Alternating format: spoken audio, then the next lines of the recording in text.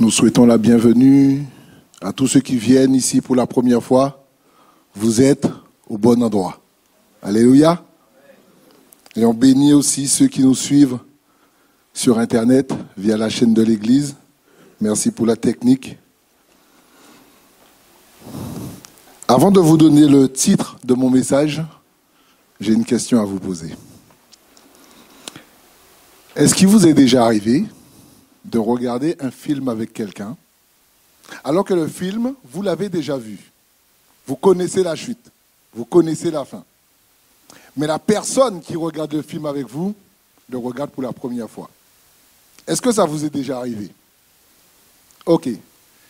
Lorsque vous regardez le film avec la personne, vous n'êtes pas dans la même émotion que la personne, puisque vous connaissez la suite. L'émotion n'est pas la même, l'attente n'est pas la même. Parce que vous avez déjà vu le film. Moi, je connais quelqu'un comme ça. Il connaît la fin de toute chose avant même qu'elle n'ait commencé. Il connaît la fin de ma vie et c'est pour ça qu'il m'a donné un standard de vie, une ligne de conduite à suivre. Parce que lui connaît la fin. Moi, je ne la connais pas encore la fin de ma vie. Mais lui connaît la fin de ma vie. Et c'est de cette personne-là que je vais vous parler ce matin. Vous l'aurez compris, je parle de notre Seigneur Jésus-Christ. Alléluia. Le titre de mon message, la vie après la mort. Vous savez, on est dans une période où le monde est en train de fêter une fête que je ne citerai pas son nom, mais nous savons où cette fête emmène. Mais eux ne le savent pas encore.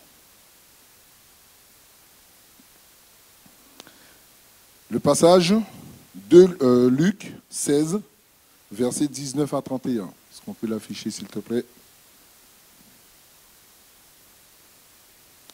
Il y avait un homme riche qui était vêtu de pourpre et de fin lin et qui chaque jour menait joyeuse et brillante vie. Un pauvre, nommé Lazare, était couché à sa porte, couvert d'ulcères et désireux de se rassasier des miettes qui tombaient de la table du riche. Et même les chiens venaient encore lécher ses ulcères. Le pauvre mourut, et il fut porté par les anges dans le sein d'Abraham. Le riche mourut aussi, et il fut enseveli. Dans le séjour des morts, il leva les yeux, et tandis qu'il était en proie au tourment, il vit de loin Abraham et Lazare dans son sein. Il s'écria, « Père Abraham, aie pitié de moi, et envoie Lazare pour qu'il trempe le bout de son doigt dans l'eau et me rafraîchisse la langue, car je souffre cruellement dans cette flamme. » Abraham répondit, « Mon enfant, souviens-toi que tu as reçu tes biens pendant ta vie et que Lazare a eu les maux pendant la sienne. Maintenant, il est ici consolé et toi tu souffres. D'ailleurs, il y a entre nous et vous un grand abîme, afin que ceux qui voudraient passer d'ici vers vous ou de là vers nous ne puissent le faire. » Le riche dit, « Je te prie donc, Père Abraham, d'envoyer Lazare dans la maison de mon père, car j'ai 5 frères. C'est pour qu'il leur atteste ces choses, afin qu'ils ne viennent pas aussi dans ce lieu de tourment. » Abraham répondit, « Ils ont Moïse et les prophètes, qu'ils les écoutent. » Et il dit, « Non, Père Abraham, mais si quelqu'un des morts va vers eux, ils se repentiront. » Et Abraham lui dit, « S'ils n'écoutent pas Moïse et les prophètes, ils ne se laisseront pas persuader quand même quelqu'un des morts ressusciterait. Amen. » Vous voyez dans ce texte, 2 styles de vie menés sur la terre qui vont donner 2 issues bien différentes.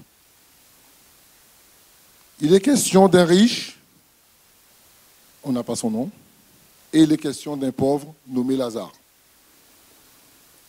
Si nous nous arrêtons sur cet homme riche, il est décrit comme riche, toujours bien vêtu, bien habillé, comme on dit dans le langage des jeunes, sapé, avec des vêtements de marque, de grand choix.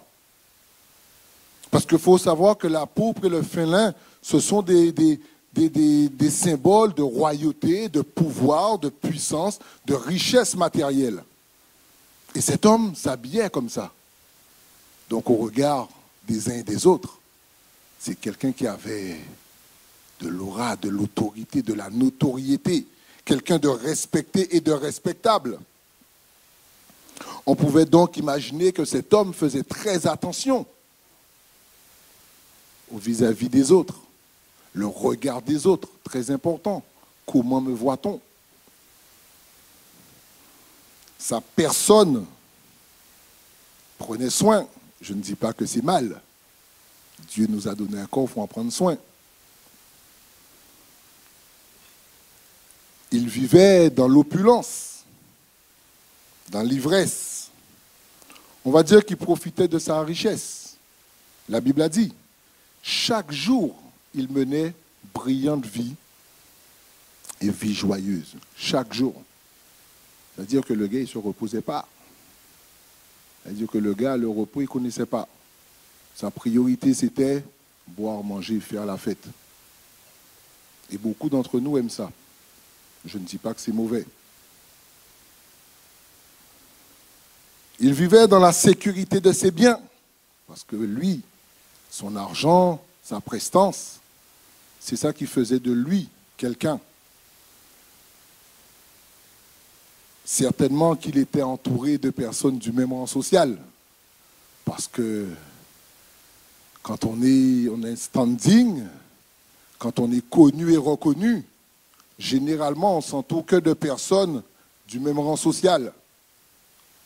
Comment moi, cette personne qu'on connaît, comment puis-je m'asseoir, fréquenter ce genre de personnes? N'est-ce pas notre façon de faire aussi? Autrement dit, cet homme vivait selon la philosophie carpe diem, comme on peut dire. Ça, c'est une expression latine qui signifie « cueille le jour présent sans te soucier du lendemain ». Comme les jeunes pourraient dire « kiffe ta life », « kiffe ta vie » avant qu'il soit trop tard. Profite maintenant. Profite maintenant tant qu'il en a encore temps. Parce que demain, tu ne sais pas ce que ça te réserve. Profite maintenant. Mais ça veut dire quoi, profiter de la vie? Rien à voir avec Lazare. Dans ce passage qu'on a lu, on voit un vrai contraste entre ces deux hommes. Un homme riche qui a tout ce qu'il veut et un homme, même nommé dans la Bible, un homme pauvre, mendiant, indigent, nécessiteux. Le corps couvert d'ulcères. Un homme qui est au plus bas de l'échelle sociale.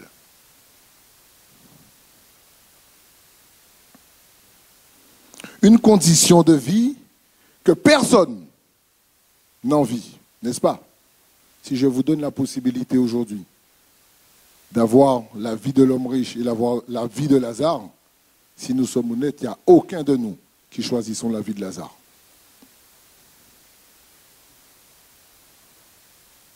Il est précisé qu'il était couché à la porte de l'homme riche, certainement emmené par des amis ou de la famille. Parce que supposons que Lazare ne puisse marcher avec les ulcères sur ses pieds, ça c'est quelque chose qui fait mal. Certainement, Lazare, il a été déposé là en espérant trouver grâce, compassion aux yeux de cet homme riche. Mais cet homme riche ne pouvait pas nier que cet homme était à sa porte. Certainement, quand ses invités arrivaient chez lui, ils ont dû lui faire la remarque. « Hé, il y a un homme pauvre là, il y a un gars là devant chez toi, là, il mendie. » Certainement que ses serviteurs et ses servantes l'ont vu lorsqu'ils allaient accueillir les invités à la porte. Peut-être lui-même, cet homme riche, a vu ce mendiant devant sa porte en allant faire la fête jour et nuit. Donc il ne pouvait pas nier que cet homme, ce nécessiteux, était devant chez lui. La Bible dit qu'il était couché à sa porte. Certainement qu'il l'enjambait pour sortir.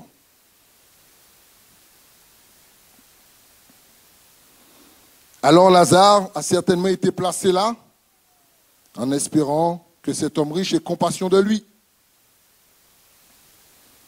Peut-être qu'ils l'ont placé là en disant, en voyant cet homme, ce mendiant, eh bien cet homme qui a les moyens va lui donner à manger, va lui donner à boire, va lui guérir ses plaies, va le soigner.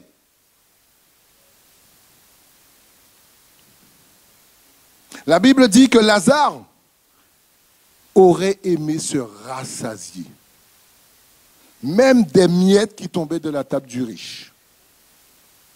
Mais pour que Lazare puisse se rassasier de ces miettes, il faudrait qu'il soit déjà invité dans la maison. Il faudrait déjà qu'il soit invité à rentrer pour se mettre à table avec ceux qui ont les moyens.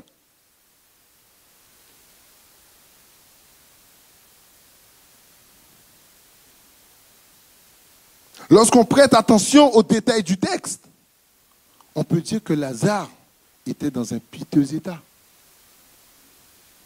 Il avait faim. Il souffrait, certainement très mal, avec les plaies qu'il avait. Mais je pense surtout qu'il souffrait intérieurement.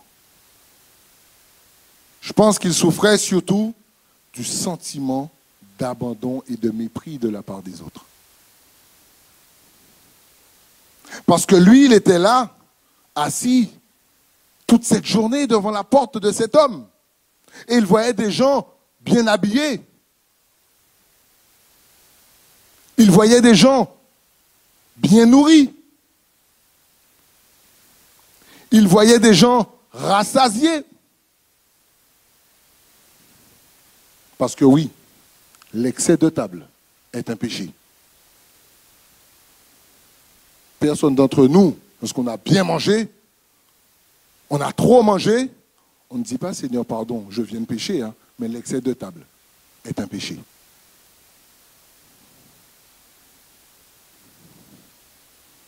Lazare voit ces gens qui rentrent et qui sortent et qui ne lui esquissent même pas un regard. Comme si le gars, il est là, mais il n'existe même pas. Est-ce que parfois, ce n'est pas le regard qu'on a sur les plus nécessiteux? Combien d'entre nous fermons les yeux lorsqu'on voit la pauvreté et la détresse de l'autre?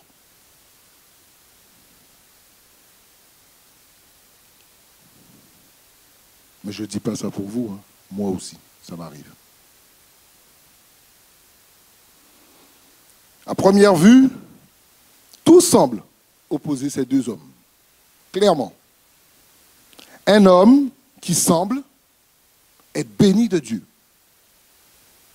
Richesse, vêtements, à de haute couture. Hein. Mais il n'est pas dans les petits magasins. Hein.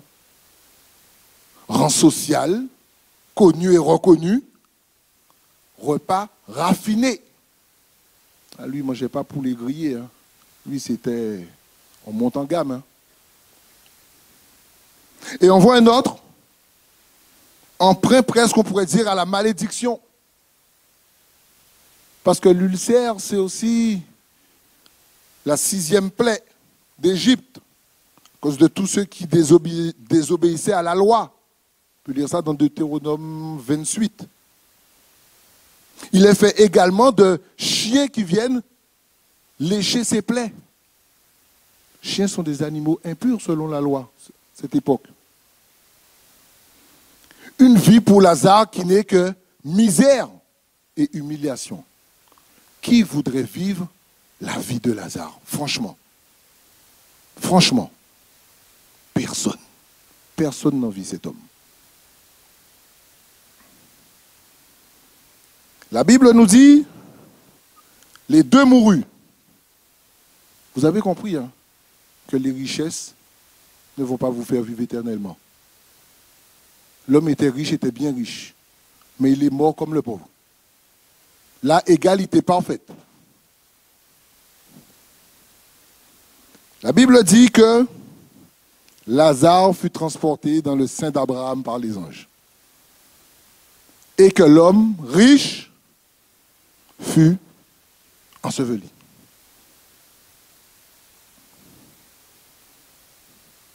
Ça veut dire que peu importe ce que tu as, peu importe qui tu es, un jour, tu mourras. Ne pense pas que c'est ta notoriété qui va te faire vivre éternellement. Un jour, tu mourras. Que tu sois le président, que tu sois le plus gros millionnaire ou milliardaire de la terre, un jour, tu mourras. Mais lorsque tu mourras, est-ce que tu seras simplement enseveli ou est-ce que tu seras transporté par les anges? L'homme riche est dans un feu qui brûle ardemment. Est-ce que cet homme riche a été au ciel parce qu'il était riche? Non. Pas parce qu'il était riche qu'il a fini dans le feu. Il a fini dans le feu parce que sa richesse l'a empêché de craindre Dieu.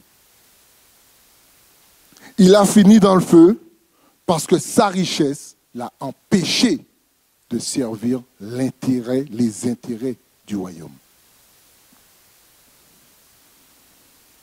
Sa richesse l'a amené à croire qu'il était autosuffisant. Moi, je n'ai pas besoin de Dieu. Je peux vivre sans Dieu. Sa richesse l'a amené à croire que, après la mort, tout était fini. Il avait bien profité ici-bas et que ça allait être tranquille après. Et qu'il finirait auprès de Dieu, sans avoir servi Dieu, sans avoir vécu avec Dieu, sans avoir cherché même la présence de Dieu. Il pensait que ça y est, tout était accompli. Ben non.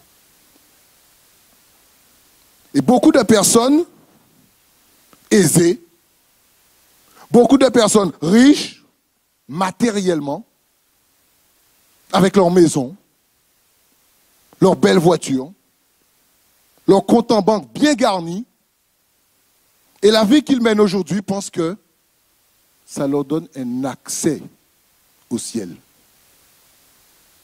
Détrompez-vous, hein. Détrompez-vous. Parce que le maître de l'or et de l'argent, c'est lui qui est là-haut. C'est pas vous, c'est pas nous.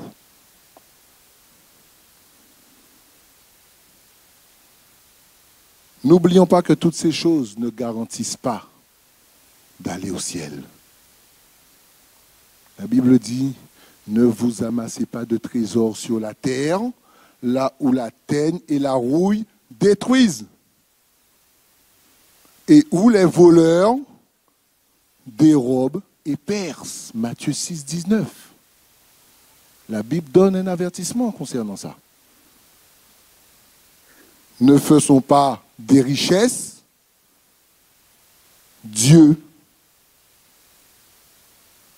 Ne faisons pas de notre position Dieu.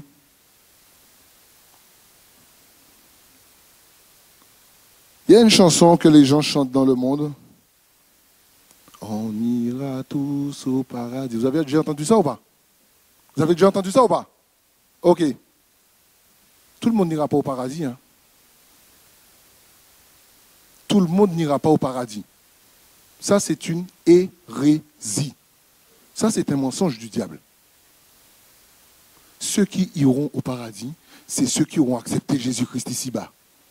Tout le monde n'ira pas au paradis. Donc cette chanson-là, ça, mettez ça à la poubelle. Ça, c'est le diable qui vient mettre ça dans la tête, dans le cœur des hommes, pour leur dire, eh bien, tu peux vivre sans Dieu. De toute façon, tu iras au ciel. Ça, c'est le mensonge du diable. Non, frères et sœurs, pourquoi y aurait-il un prix à payer alors si tout le monde va au paradis? Pourquoi je souffrirais pour Christ si de toute façon, en menant ma belle vie ici, j'irai au même endroit que l'autre? Et oui, tout le monde n'ira pas au paradis. Mais le paradis est ouvert pour ceux qui veulent. Dieu n'est pas contre les richesses. Parce que c'est lui-même qui a béni Abraham. C'est lui qui a béni le roi David, Salomon, Job, etc. C'est Dieu qui a donné les richesses. Donc Dieu n'est pas contre les richesses. Mais Dieu est contre la richesse qui t'éloigne de lui.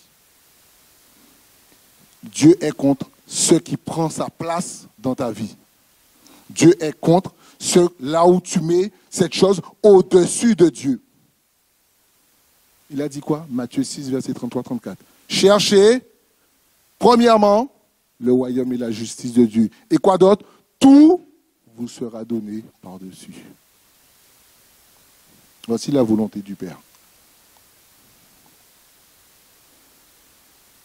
Comme on a pu le voir dans le texte, la richesse de cet homme l'a rendu méprisant et méchant, sans aucune compassion à l'égard des autres.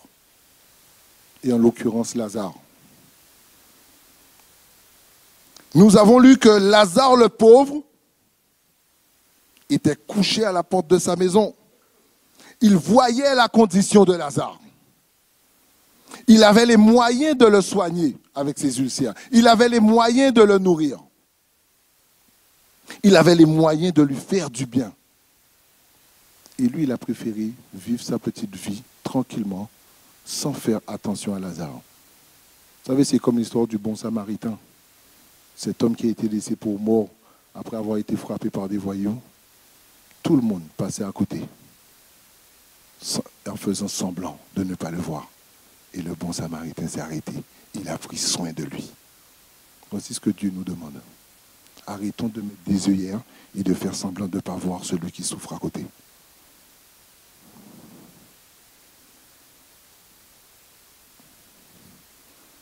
La Bible dit que le pauvre mourut et il fut porté par les anges dans le sein d'Abraham. Et le riche mourut aussi et il fut enseveli. On peut penser qu'à l'enterrement de l'homme riche,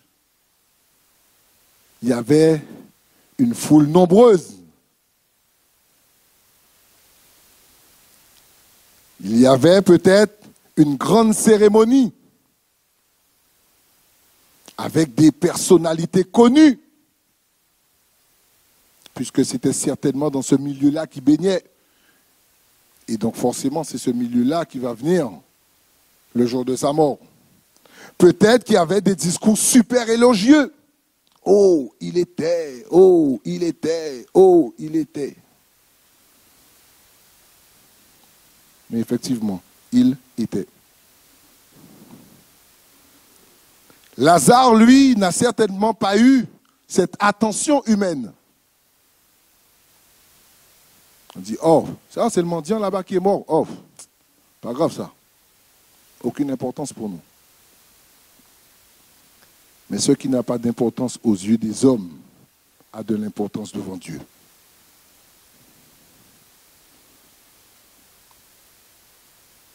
Dans ce récit, je vous ai dit 2 hommes. On a dit ils sont morts.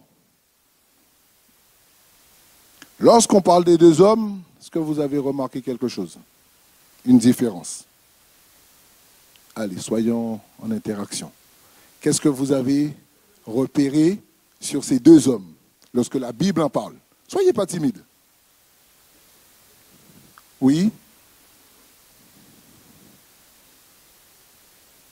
Alléluia. Il y a un homme, on dit juste l'homme riche. Ça peut être n'importe qui. En tout cas, ça ne sera pas moi. Et l'autre, on dit, l'autre, il a son nom. Ça veut dire que l'homme pauvre, pour le monde, est reconnu là-haut. Et on l'appelle par son nom.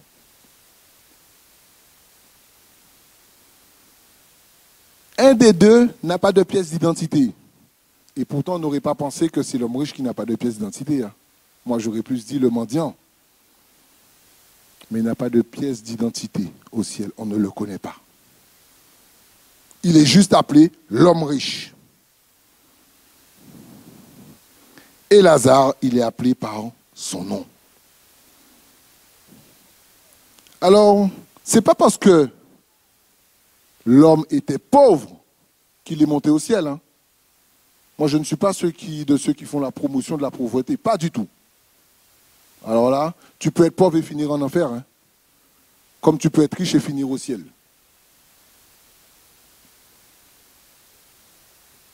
Mais en fait, pourquoi Lazare est allé au ciel?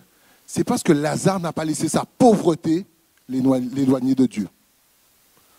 Le riche a laissé sa richesse l'éloigner de Dieu, mais Lazare, dans sa pauvreté, dans sa vie, il n'a pas laissé cette condition-là l'éloigner de Dieu. Ni le pousser à pécher contre Dieu, se séparer de la présence de Dieu, parce que parfois, notre condition ici-bas peut nous emmener à nous rebeller contre Dieu. Notre condition ici-bas, la maladie, la frustration, l'amertume, peut m'emmener à me rebeller contre Dieu et à me séparer de Dieu. Mais Lazare, non.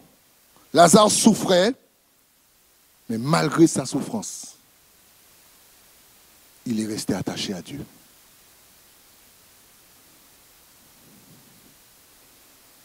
Parfois, nous pouvons rapidement murmurer contre Dieu. Dès que ça ne va pas bien, on doit trouver un coupable.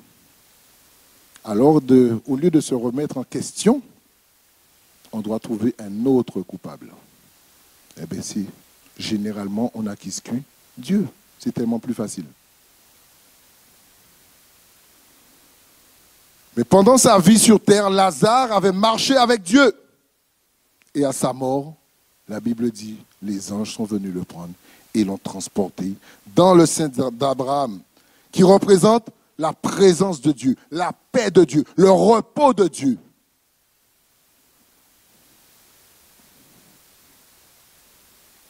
Et l'homme riche qui n'a pas cherché à connaître Dieu pendant sa vie, mais qui a vécu sa vie comme bon lui semblait, et à sa mort, eh bien, il est descendu au séjour des morts dans un feu éternel. Un feu qui ne s'éteint jamais. Beaucoup de personnes aujourd'hui cherchent à être connues, reconnues. Les jeunes là sur Instagram, là, vos réseaux sociaux, combien de likes, combien de personnes m'a liké, m'a vu?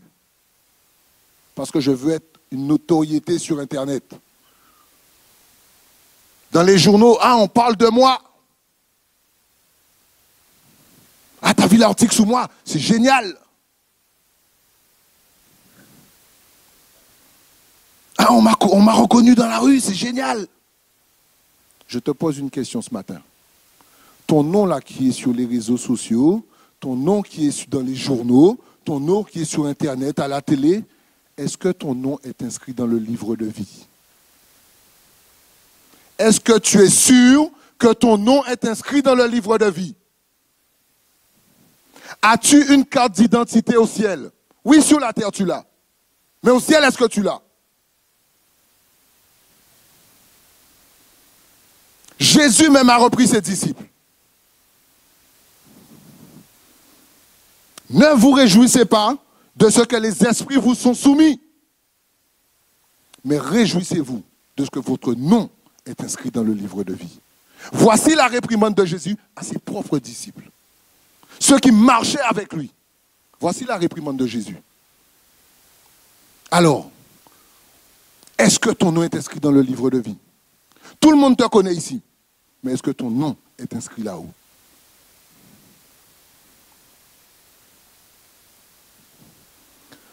On voit que cet homme riche connaissait Lazare. Sur terre, il a fait semblant de ne pas le connaître.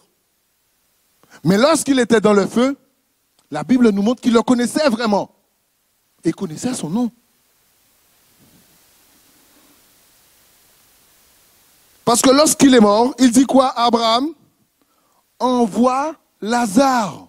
Ah, tout à coup, bizarrement, connaît le nom du gars maintenant.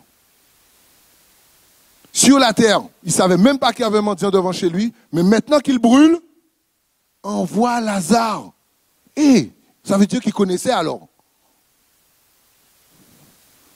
Envoie Lazare apaiser ma souffrance en trempant son doigt dans de l'eau pour rafraîchir ma langue. Le gars connaissait Lazare. Ça nous emmène à réaliser quelque chose, frères et sœurs. C'est qu'après la mort ici-bas, il y a une nouvelle vie qui s'ouvre derrière le rideau. Il y a une nouvelle vie qui s'ouvre sur l'éternité. Parce que l'homme, l'être humain n'est pas fait juste d'une enveloppe charnelle. Le Rodrigue qui est là, oui, vous me voyez physiquement, mais ce n'est pas tout. Il y a un esprit et une âme qui, eux, sont à l'intérieur et qui vit éternellement. Le corps, là, il restera ici. Mais l'esprit et l'âme, ça vit éternellement.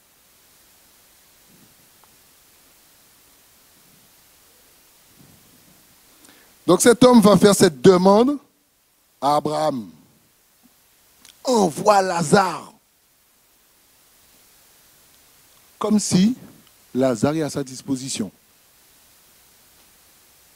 Comme si Lazare doit lui obéir. Envoie Lazare. Et il ne dit même pas s'il vous plaît. Hein? Envoie Lazare. Ne demande même pas son avis à Lazare. Envoie-le. Mais là, on n'est plus sur la terre où toi tu commandais. Et je parle à quelqu'un ou pas? On n'est plus sur la terre où tu commandais.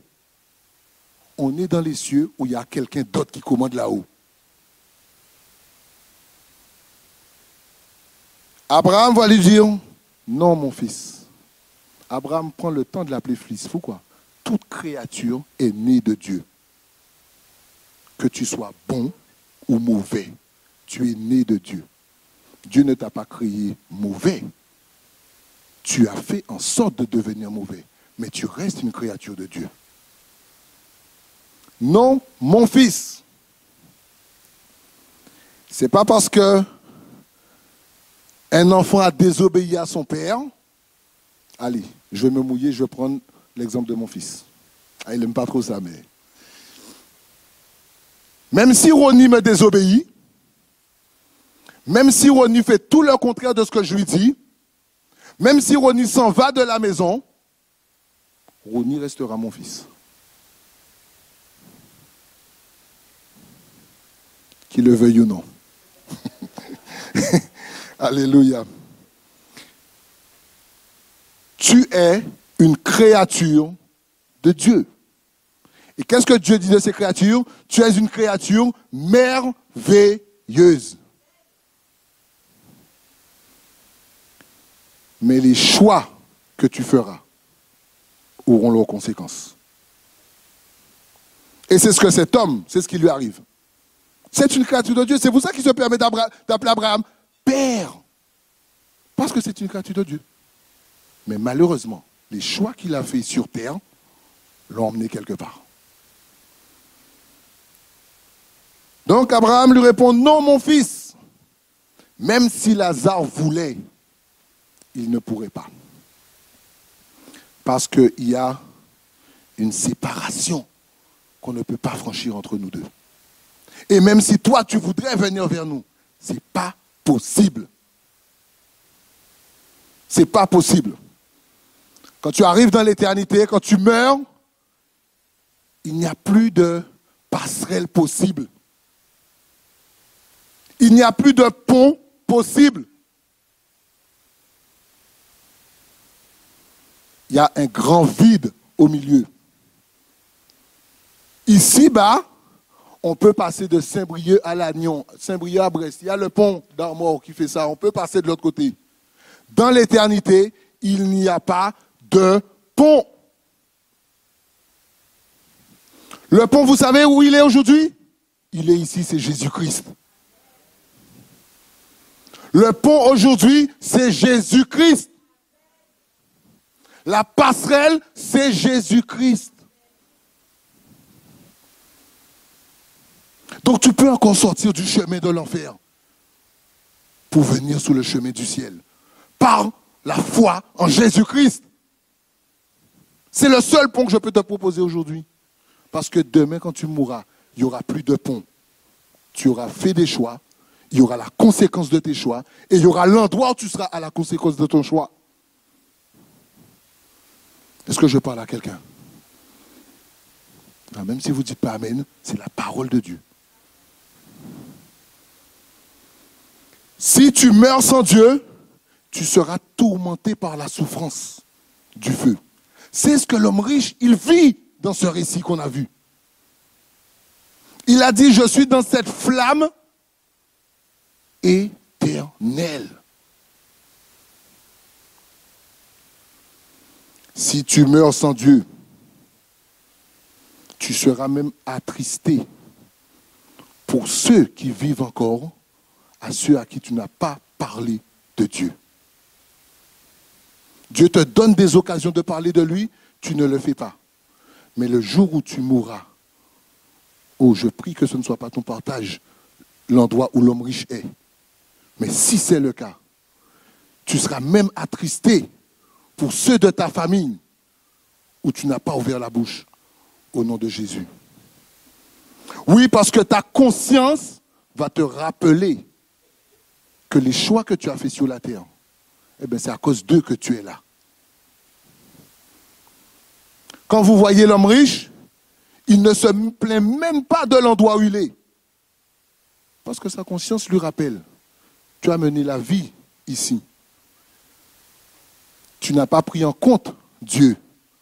Tu n'as pas pris en compte les avertissements qu'il t'a donnés. Tu as préféré vivre ta vie. Ta conscience te rappelle que là où tu es, tu le mérites.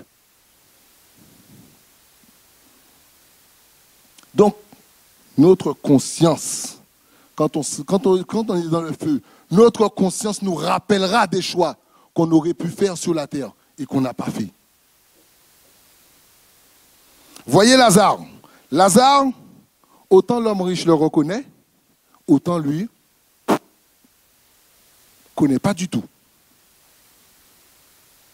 Lazare, il ne parle de personne. Parce que Lazare, il est dans une consolation et une paix paisible. Paisible.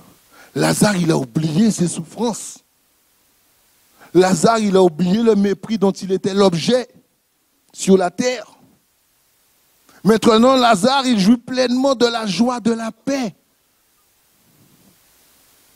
Une insouciance pour l'éternité dans la présence de Dieu. Voici ce que ça apporte à l'esprit et à l'âme quand on accepte le Seigneur Jésus-Christ. Même si tu meurs ici, tu vis là-bas. Même si tu meurs ici, tu vis là-bas. On voit que cet homme riche ne conteste pas sa destination parce qu'il sait. Il est vrai avec lui-même à ce moment-là. Il sait que ce qu'il a fait sur la terre, eh bien, c'est le fruit de ce qu'il récolte maintenant dans l'éternité. Quel fruit récolteras-tu?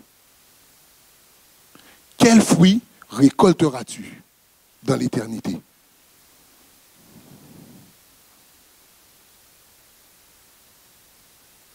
Il se souvient du Lazare qu'il a méprisé. Mais il se souvient aussi que, comme lui, il a compris que c'est fini pour lui, il restera là éternellement. Il dit, envoie Lazare parler à mes 5 frères qui sont là-bas. Parce qu'ils sont en train de mener la même vie que moi.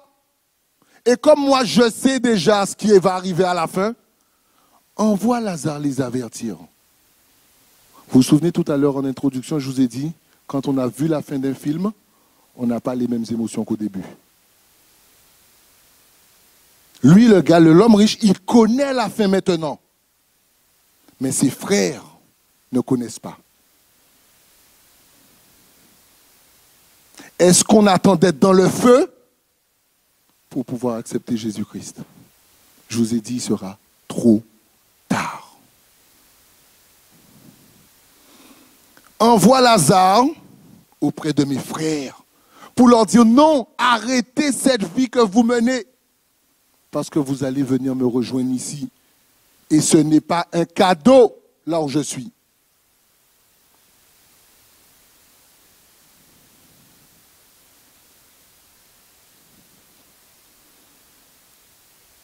Allez avertir mes frères, de leur dire arrêtez de mener cette vie sans Dieu. Arrêtez de négliger Dieu. Parce que vous allez venir me rejoindre là où je suis. Abraham lui dit simplement, ils ont Moïse et les prophètes. Qu'ils les écoutent. Parce que même si un mort ressusciterait et viendrait leur dire ces choses, ils ne croiront pas. Ils ne croiront pas. Autrement dit, leur incrédulité, leur manque de foi les empêcherait de croire ces choses. Aujourd'hui, nous avons cette grâce d'avoir plus que Moïse et les prophètes. Nous avons la parole de Dieu et le Saint-Esprit. Il y a des gens qui ne sont pas convaincus ici. Nous avons la parole de Dieu et le Saint-Esprit.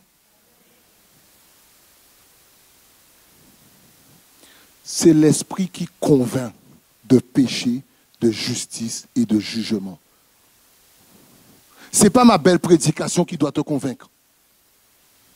Ce n'est pas mon témoignage qui doit te convaincre. C'est la parole de Dieu qui doit te convaincre. Et le Saint-Esprit doit te convaincre. Si tu ne te laisses pas convaincre par la parole de Dieu et par le Saint-Esprit, tout le monde là pourrait te témoigner. Tu ne croirais quand même pas.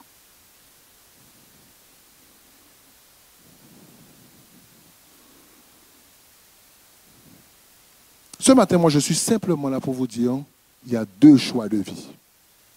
Il y a deux choix de vie. Choix 1.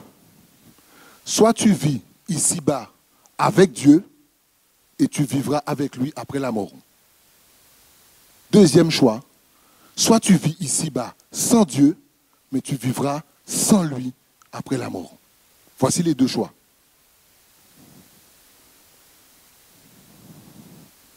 Ce n'est pas un témoignage qui doit te convaincre. C'est la parole de Dieu. Les témoignages ne font que venir attester, confirmer que ce en quoi tu crois déjà est capable de se réaliser dans ta vie. Mais ce n'est pas ça qui te fait changer et croire.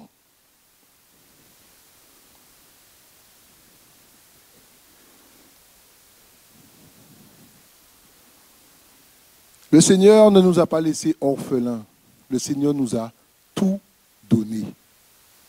Il a dit, je vous ai tout donné, je vous donne tout ce qui contribue à la vie et à la piété, au moyen de la connaissance de celui qui nous a appelés par sa propre gloire et par sa vertu.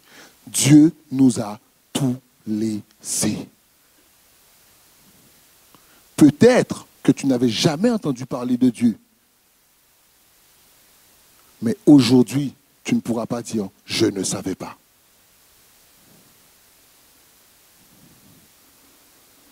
Est-ce que tu vas laisser l'incrédulité te séparer de l'amour de Dieu? Est-ce que tu vas laisser la maladie te faire murmurer contre Dieu? Est-ce que tu vas laisser les convoitises et les richesses de ce monde t'éloigner de Dieu? Te faire penser que tu es autosuffisant et que tu peux vivre sans Dieu?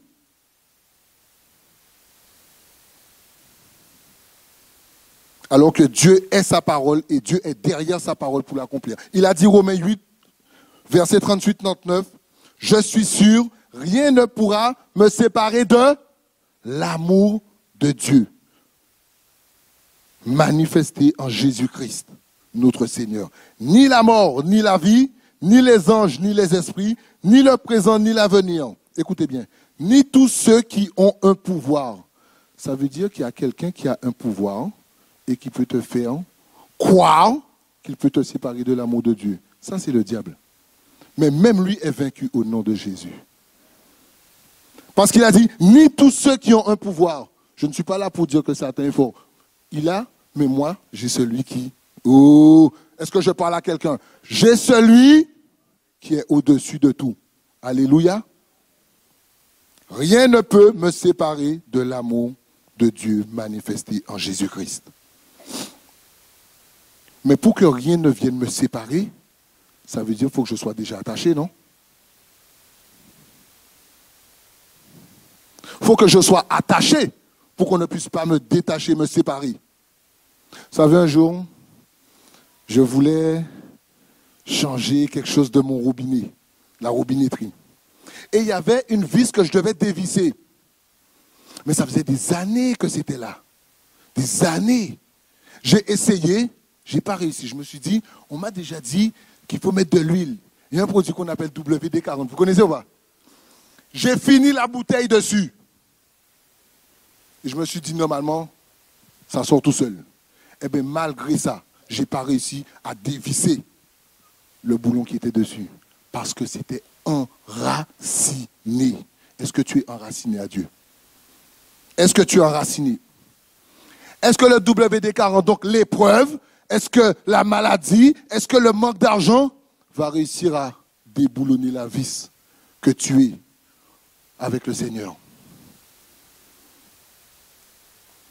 Pour être séparé, il faut déjà être attaché. Es-tu véritablement attaché au Seigneur Jésus-Christ? Est-ce que tu es enraciné comme les sarments au cep? Est-ce que tu es enraciné à la source de celui qui est? Frères et sœurs, écoutez bien. Le salut n'est pas un jeu. Le salut n'est pas un jeu. Là, on parle d'éternité. On ne parle pas d'une personne qui achète une maison pour 20-25 ans. On parle d'éternité.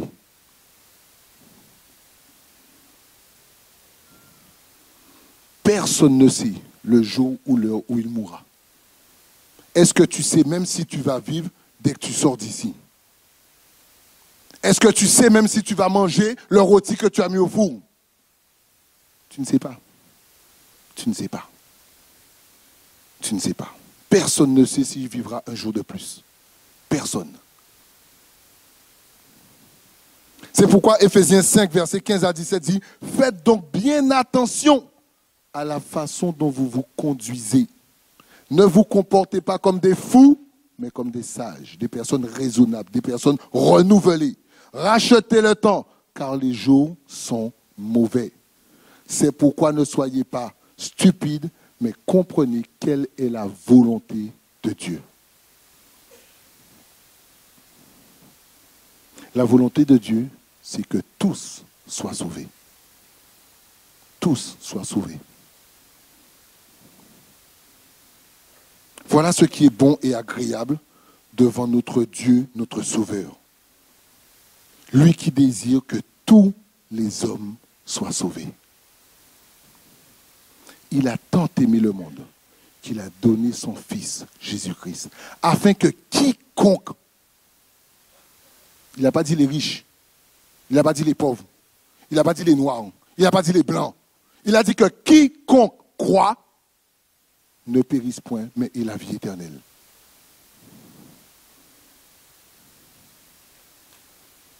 Jésus affirme dans Jean 14, verset 6, qu'il est le chemin, la vérité et la vie, et que nul ne peut aller au Père s'il ne passe pas par lui.